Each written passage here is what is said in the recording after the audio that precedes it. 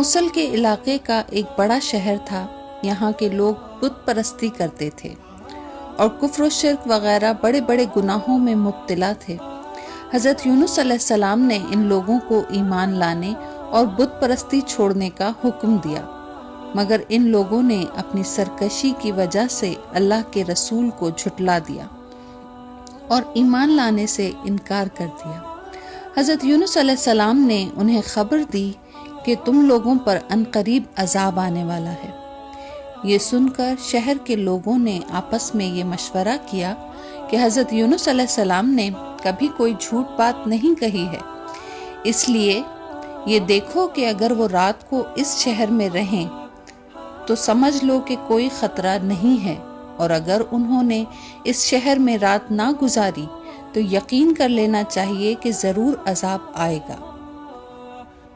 رات کو لوگوں نے یہ دیکھا کہ حضرت یونس علیہ السلام شہر سے باہر تشریف لے گئے، اور واقعی صبح ہوتے ہی عذاب کے آثار نظر آنے لگے کہ چاروں طرف سے کالی بدلیاں نمودار ہوئیں اور ہر طرف سے دھواں اٹھا کے شہر پر چھا گیا۔ یہ منظر دیکھ کر شہر کے باشندوں کو یقین ہو گیا کہ عذاب آنے ہی والا ہے، تو لوگوں نے حضرت یونس علیہ السلام کی تلاش اور جستجو شروع کر دی، مگر وہ دور دور تک کہیں نظر نہیں آئے۔ اب شہر والوں کو اور زیادہ خطرہ اور اندیشہ ہو گیا، چنانچہ شہر کے تمام لوگ خوف خداوندی سے ڈر کر کانپ اٹھے، اور سب کے سب عورتوں، بچوں، بلکہ اپنے مویشیوں کو ساتھ لے کر اور پھٹے پرانے کپڑے پہن کر روتے ہوئے جنگل میں نکل گئے، اور رو رو کر صدقے دل سے حضرت یونس علیہ السلام پر ایمان لانے کا اقرار اور اعلان کرنے لگے۔ شوہر بیوی سے اور مائیں بچوں سے الگ ہو کر سب کے سب توبہ اور استغفار میں مشغول ہو گئے، اور دربار باری تعالیٰ میں گڑ گڑا کر گریہ‌وزاری شروع کر دی۔ جو مظالم آپس میں ہوتے تھے ایک دوسرے سے معاف کرانے لگے، اور جتنی حق تلفیاں ہوئی تھیں سب کی آپس میں معافی تلافی کرنے لگے۔ غرض سچی توبہ کر کے خدا سے یہ عہد کر لیا کہ حضرت یونس علیہ السلام سے جو کچھ خدا کا پیغام لائے ہیں ہم ان پر صدقے دل سے ایمان لائے۔ اللہ تعالیٰ کو شہر والوں کی بے قراری اور مخلصانہ گریہ‌وزاری پر رحم آیا اور عذاب اٹھا لیا گیا۔ ناگہاں دھواں اور عذاب کی بدلیاں رفع ہو گئیں، اور تمام لوگ پھر شہر میں آ کر امن اور چین کے ساتھ رہنے لگے۔ اس واقعے کو اللہ تعالیٰ نے قرآن مجید میں سورہ یونس رکوع نمبر 10 اور پارہ نمبر 11 میں کچھ یوں ارشاد فرمایا ہے کہ تو ہوئی ہوگی نہ کوئی بستی کہ ایمان لاتی تو اس کا ایمان کام آتا۔ ہاں، یونس کی قوم جب وہ ایمان لائے تو ہم نے ان سے رسوائی کا عذاب دنیا کی زندگی میں ہٹا دیا اور ایک وقت تک انہیں فائدہ اٹھانے کا موقع دے دیا۔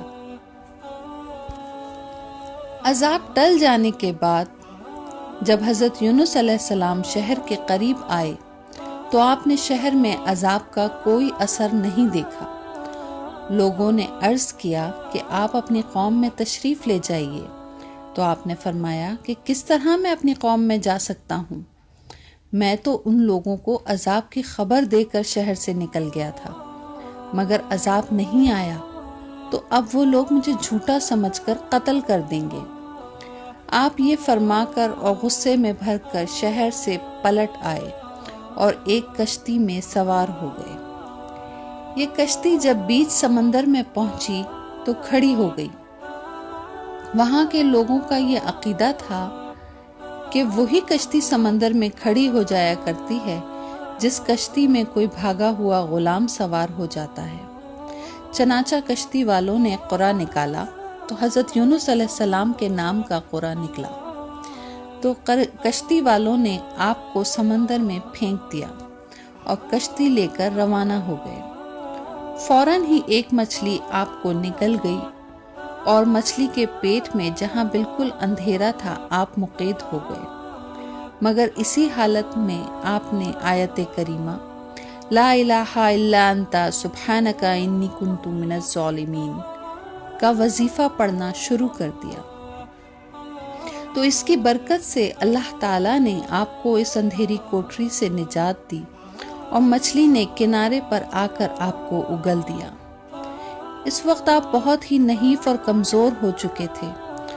خدا کی شان کہ اس جگہ کدو کی ایک بیل اگ گئی اور آپ نے اس کے سائے میں آرام کیا۔ پھر جب آپ میں کچھ توانائی آ گئی تو اپنی قوم میں تشریف لائے اور سب لوگ انتہائی محبت اور احترام کے ساتھ پیش آ کر آپ پر ایمان لے آئے۔ حضرت یونس علیہ السلام کی اس دردناک داستان کو قرآن کریم نے سورہ صفت رکوع نمبر 5 پارہ نمبر 23 میں کچھ ان الفاظ میں بیان فرمایا ہے کہ اور بے شک یونس پیغمبروں میں سے ہیں، جبکہ وہ بھری کشتی کی طرف نکل گئے تو قرع ڈالا تو وہ دریا میں دھکیل دیے گئے، پھر انہیں مچھلی نے نگل لیا اور وہ اپنے آپ کو ملامت کرتے تھے، تو اگر وہ تسبیح کرنے والے نہ ہوتے تو ضرور اس کے پیٹ میں رہتے جس دن تک لوگ اٹھائے جائیں گے۔ پھر ہم نے انہیں میدان میں ڈال دیا اور وہ بیمار تھے اور ہم نے اس پر کدو کا پیڑ اگایا اور ہم نے ان کو 1,00,000 آدمیوں کی طرف بلکہ کچھ زیادہ کی طرف بھیجا تو وہ ایمان لائے۔ پھر ہم نے انہیں ایک وقت تک فائدہ اٹھانے کا موقع دیا۔